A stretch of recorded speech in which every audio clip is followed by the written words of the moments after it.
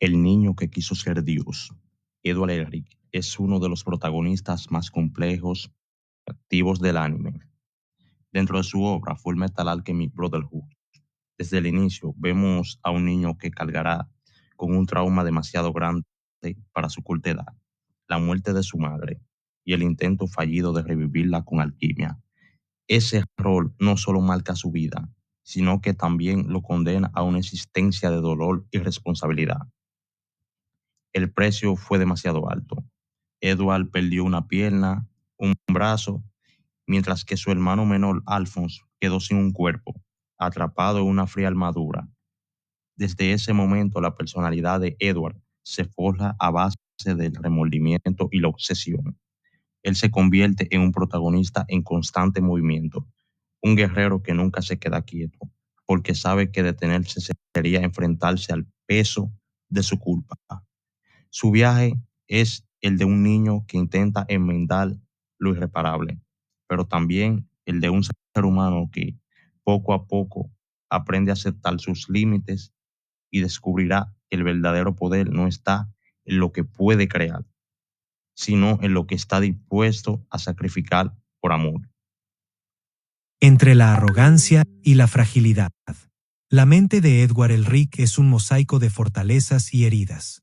Aunque es un prodigio de la alquimia, su personalidad está marcada por varios conflictos psicológicos. Estrés postraumático. Su error con la transmutación humana lo persigue constantemente. Flashbacks. Pesadillas y su rechazo visceral a repetir ese pecado muestran un trauma que nunca lo abandona. Madurez temprana. Edward se ve obligado a asumir responsabilidades de adulto desde niño, cuidando de Alphonse y convirtiéndose en el hermano mayor fuerte, aunque por dentro muchas veces solo quiere derrumbarse. Complejo de inferioridad. Su baja estatura es un tema recurrente y cómico, pero en realidad es un símbolo de algo más profundo: la sensación de ser menos frente al mundo adulto y frente a los errores de su pasado. Arrogancia científica. Su inteligencia lo hace creer en ocasiones que todo puede resolverse con la razón, despreciando la fe y subestimando a quienes no poseen su conocimiento. Sin embargo, esta arrogancia es un escudo contra su propia inseguridad. Culpa y responsabilidad obsesiva. Lo que le ocurrió a Alphonse lo consume, y aunque al nunca lo culpa, Edward se siente indigno como hermano. Su vida entera se convierte en un intento de reparar ese error. El abandono del padre. La ausencia de Vano en Eim dejó en Edward una herida abierta. Creció odiando a su padre, sintiéndose traicionado y abandonado, lo que fortaleció su desconfianza hacia las figuras de autoridad y su obsesión por ser autosuficiente. En Edward vemos un personaje complejo, arrogante pero inseguro, fuerte pero frágil, racional pero emocional. Esa contradicción lo hace profundamente humano. Uno de los aspectos más fascinantes de Edward Elric es su postura frente a lo trascendental. Desde los primeros capítulos lo vemos como un joven científico ateo que desprecia la religión. Considera a los sacerdotes y a los profetas como farsantes que se aprovechan de la fe de los débiles. Y no es difícil entender de dónde proviene esa visión. Su vida entera está marcada por la pérdida, el dolor y el fracaso de querer jugar a ser Dios. Cuando Edward y Alphonse intentan la transmutación humana para revivir a su madre, no solo terminan destrozando sus cuerpos, sino que también son enfrentados con la verdad, esa entidad metafísica que representa al mismo tiempo la suma del conocimiento universal y una especie de Dios cruel e indiferente. Para Edward, ese encuentro no es revelación ni salvación, es castigo. La verdad lo despoja de su pierna, de su brazo, y de la inocencia de creer que el hombre puede traspasar los límites sin consecuencias. Desde entonces, su relación con lo divino es de odio y rechazo. ¿Cómo creer en un Dios benevolente cuando ese supuesto Dios lo despojó de todo? Lo más interesante es que Edward nunca cae en el nihilismo absoluto. Su ateísmo no lo lleva a la desesperación, sino a una especie de humanismo existencialista.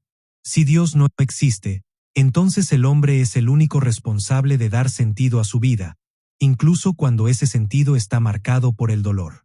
Aquí podemos ver un eco del pensamiento de Jean-Paul Sartre. Edward elige constantemente, aun en el sufrimiento, y en esas elecciones se forja su propia esencia. Su rechazo a Dios es también un grito de libertad. No hay nadie más que pueda salvarnos, debemos hacerlo nosotros mismos. En cuanto a lo metafísico, Edward encarna la paradoja más dura de la serie. Un científico obsesionado con el conocimiento que descubre que hay un límite insuperable en la búsqueda de ese mismo conocimiento. Su contacto con la puerta de la verdad no lo convierte en un sabio iluminado, sino en un hombre consciente de lo frágil que es. Esa ironía define gran parte de su camino. El niño que quiso ser Dios termina aceptando que su mayor valor no está en lo divino, sino en lo humano. En este rechazo a lo trascendental, Edward no niega la existencia de lo divino, porque él mismo lo ha enfrentado. Lo que niega es su autoridad moral. La verdad puede ser omnisciente, pero no es justa. Puede ser eterna, pero no ofrece amor ni redención. Así, Edward da un paso más allá del simple ateísmo y se adentra en una postura existencialista radical. No importa si existe un Dios o una entidad suprema, el único sentido válido es el que él mismo pueda construir con sus elecciones, sacrificios y relaciones. Por eso, al final, Edward no deposita su fe en un ser superior ni en un dogma, sino en las personas que ama, en Alphonse, en Winry, en la promesa de un futuro que depende únicamente de su capacidad para sostenerlo. Su filosofía se convierte en una rebelión contra lo divino, y al mismo tiempo, en una afirmación del valor infinito de lo humano. Volar demasiado alto. La tragedia de Edward Elric puede entenderse a través de una de las metáforas más antiguas de la humanidad, el mito griego de Ícaro y Dédalo. Ícaro, cegado por su ambición y por la embriaguez de la libertad, vuela demasiado cerca del sol con las alas que su padre le construyó, hasta que la cera que la sostenía se derrite y cae al vacío. La historia ha sido contada miles de veces como advertencia. El hombre que quiere acercarse demasiado a lo divino termina consumido por su propia arrogancia. Edward es, en cierto sentido, un Ícaro moderno. Su deseo de revivir a su madre no era un capricho inocente, era el anhelo desesperado de un niño que no soportaba la fragilidad de la vida. Pero en ese intento de desafiar lo prohibido, de ir más allá de lo humano, cometió el pecado de la soberbia. Igual que Ícaro, voló demasiado alto.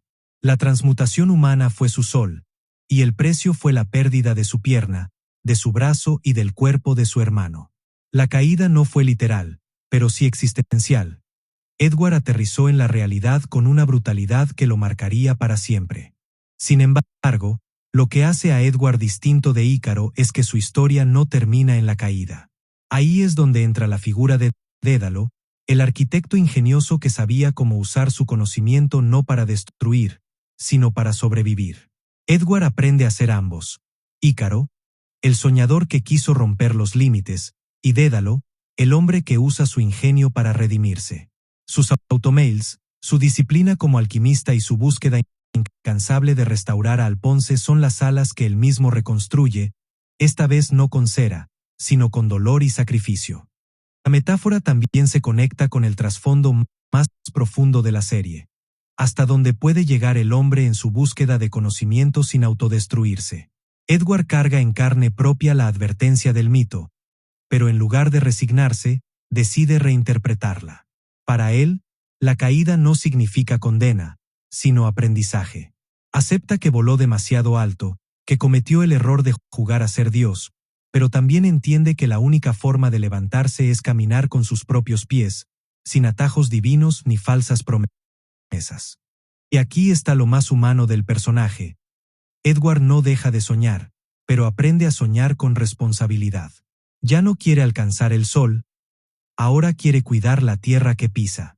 La soberbia del niño que quiso desafiar la muerte se transforma en la madurez del hombre que entiende el valor de lo que todavía tiene.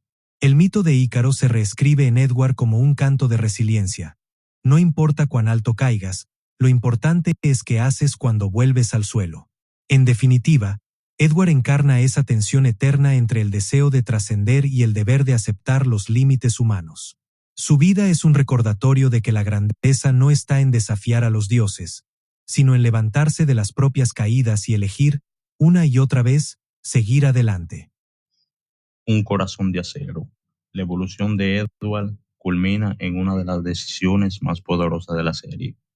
renunciar a su puerta de la verdad, a todo el conocimiento y poder que había acumulado con tal de salvar a su hermano.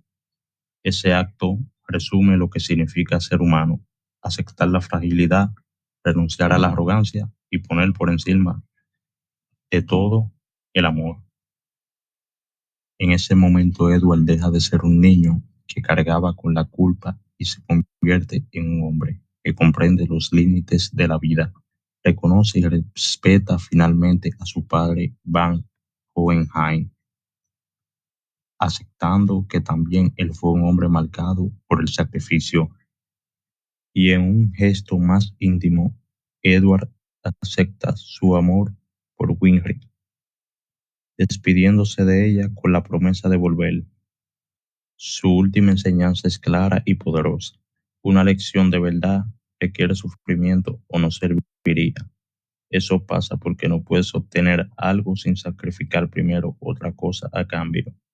Pero ya que has soportado el dolor y lo has superado, obtendrás un corazón tan fuerte que podrás soportar cualquier cosa. Un corazón hecho de acero. Edward Elric no es solo un héroe de anime, es el reflejo de lo que significa ser humano, equivocarse, caer, levantarse y aprender que el verdadero poder no está en la alquimia, sino en el corazón.